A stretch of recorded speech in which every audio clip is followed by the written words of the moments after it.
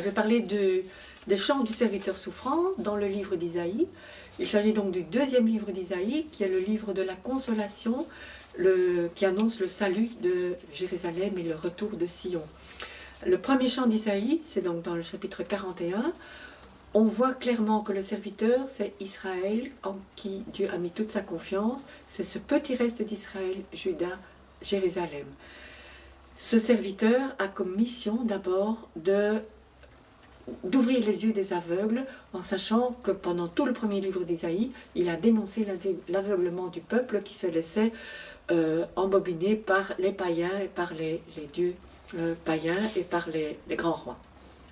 Dans le deuxième livre d'Isaïe, la mission s'adresse encore toujours à Israël, le serviteur que Dieu a façonné, que Dieu a choisi. Et sa mission, cette fois-ci, ce sera de s'ouvrir à toutes les îles lointaines, donc à tous les gens, tous les juifs de la diaspora qui sont peut-être éloignés, qui se sont éloignés de Dieu, éloignés du petit reste, dans l'optique de les faire revenir. Le troisième chant d'Isaïe, ce sera... on donne déjà davantage une image du serviteur tel que Dieu le souhaite, c'est-à-dire qui est enseigné par la parole de Dieu, qui se laisse instruire par la parole de Dieu et qui parle le langage accessible à tous les peuples, accessible surtout à Jérusalem et à Israël.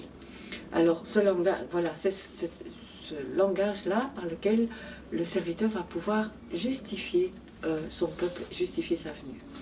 Le quatrième chant du serviteur, qui est le chant qu'on emploie pendant le texte de la Passion, qui est jumelé souvent avec le texte de la Passion, lui, très souvent, on en fait référence en disant que c'est le Christ qui accomplit le mieux cette parole, mais dans son origine, il s'agit aussi de Juda, Jérusalem. Il y a plusieurs acteurs dans ce texte.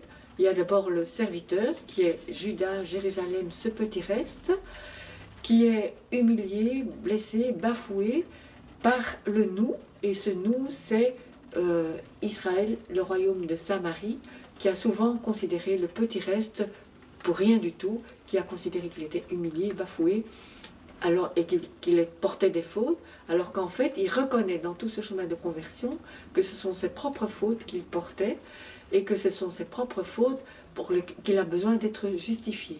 Alors il s'adresse aussi, il s'ouvre à une multitude, et la mission de ce serviteur-là, ce sera de porter, d'expier les péchés d'une multitude, et donc de ce grand royaume d'Israël, pour le convertir et pour le ramener à Dieu. Cette mission est pleinement accomplie par le Christ, qui porte sur lui nos péchés pour le pardon des péchés d'une multitude et de toutes les nations.